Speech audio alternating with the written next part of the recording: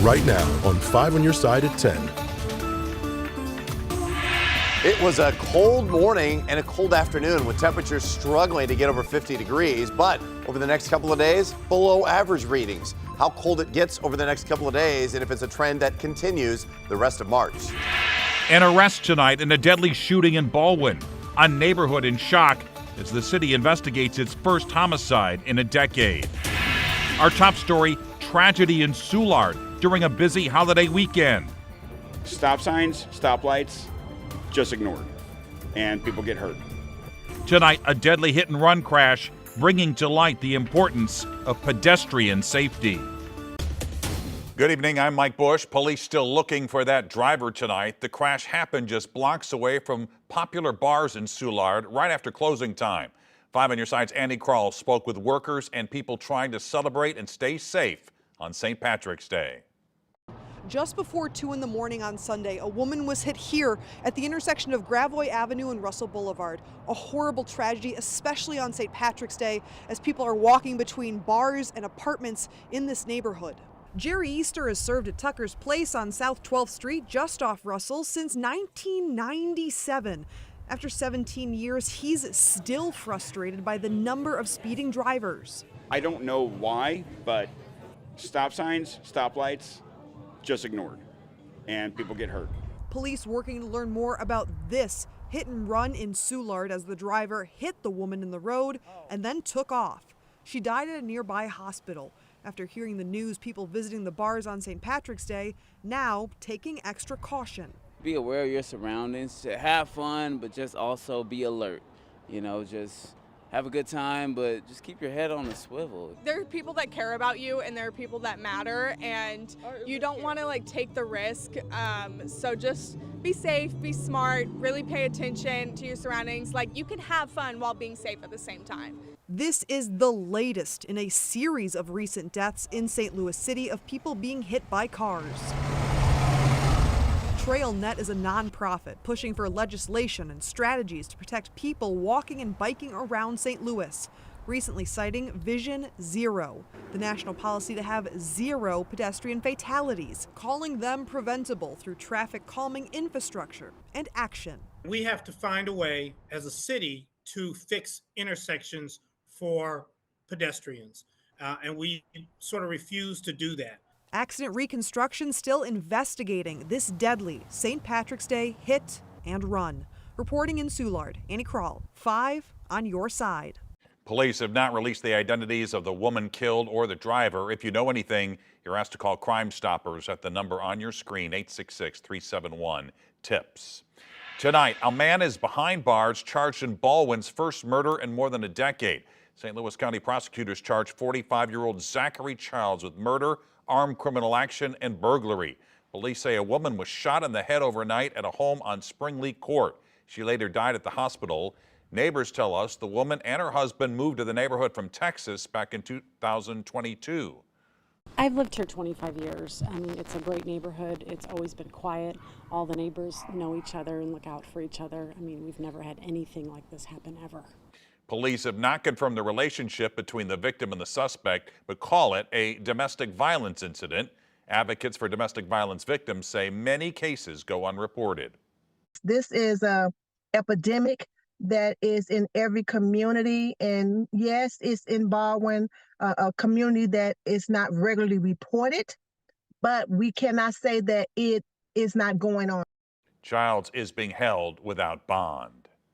Turning now to our Weather First forecast, let's take a live look on Main Street in historic St. Charles, where some St. Patrick's Day fun wrapped up just a few hours ago. It was a beautiful day for a parade, a little chilly but sunny, and it looks like things will get colder from here. Meteorologist Gary Frank joins us now with details on a freeze. Yeah, it's pretty cold. You know, this night we're already headed to the freezing mark, very close to it even at this hour for the last couple of hours of St. Patrick's Day. But of course, as we start off tomorrow, even colder than it was this morning. And it wasn't horrible this morning by any stretch of the imagination, and we actually rebounded pretty nicely, but we really start to feel the cold air settling in. Look, even at this hour, we're barely above freezing in O'Fallon, Missouri, and Alton, Illinois. I mean, it is just above freezing, but you add a little bit of wind, and here in the middle of March, after just days after severe weather and temperatures in the 80-degree range, yes, wind chills in the 20s, and they're only going to get down as we head into the overnight hours. These are our air temperatures, the wind chills even colder. Now, overall, the next few days, we're going to see that very cold couple of mornings starting obviously tomorrow morning, but even Tuesday. But then it's a warm first day of spring, but don't be fooled. We're not fully into spring just yet, despite what our calendars may say. We're going to start to see some cooler weather. We're not fully transitioning despite what the trees say. We'll talk about how long this cold stretch sticks around and just how warm it is for that first day of spring. Tonight, a man is facing charges after police say he shot a woman outside of a downtown restaurant. It happened just after 2 this morning along Washington Avenue after his girlfriend told him she got into a confrontation with another woman. 5 on your side's Brent Solomon explains how the situation escalated.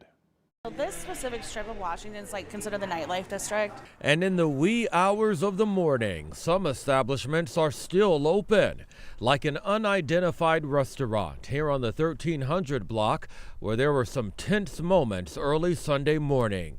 It was just after 2 a.m. A 24-year-old woman told police she got into an argument with an employee. The employee called her 41-year-old boyfriend, who then showed up with a gun. When the 24-year-old walked out of the restaurant, the man shot her in the leg. I'm not surprised about it because of the world that we live in. Over at Rosalita's Cantina, managers train staff on de-escalating situations like this. You can't control somebody lashing out, but you can certainly remain calm in the situation. I mean, I've had every name called at me in the books, but I just sit there okay, sorry you feel that way, time to go. She says, although people can get rowdy, she's noticed crime go down in recent years. She credits police parking at nearby intersections. It's their presence that helps. And they will jump in and help. If we have to escort somebody out because they've had too many, we've had to cut them off. They're always there to help. When police got here, they were able to arrest the shooter without any problems. They say he didn't have that gun on him at the time. People who work and visit downtown left stunned. A restaurant argument turned violent. Why are we out here shooting people? Let's talk like humans and let's be adults. Let's figure out what's going on. What was he so mad about? That's what I want to know. It can't be that Why serious. was he that angry to actually shoot somebody? Brent Solomon, 5 on your side. EMS treated the victim on scene. Police continue to investigate. Tonight, a Jennings woman faces child endangerment charges after her 4-year-old daughter died from a likely drug overdose. Investigators say 32-year-old Christina Hunspun admitted to using heroin earlier that morning in the home. Hunspun is being held on a $500,000 bond. New information tonight in the search for a missing Mizzou student in Nashville, Tennessee.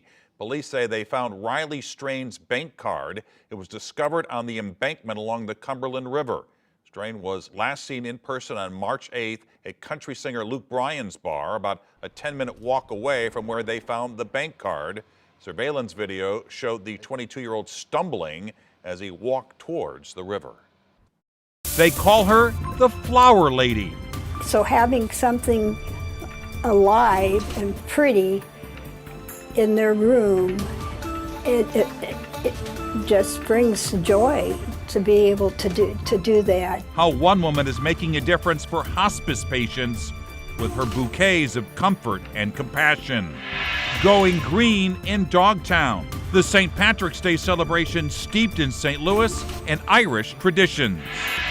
For the first time in a while, temperatures below average throughout the entire region. What that means for us the rest of March and why you should probably hold off on planting things a little too early.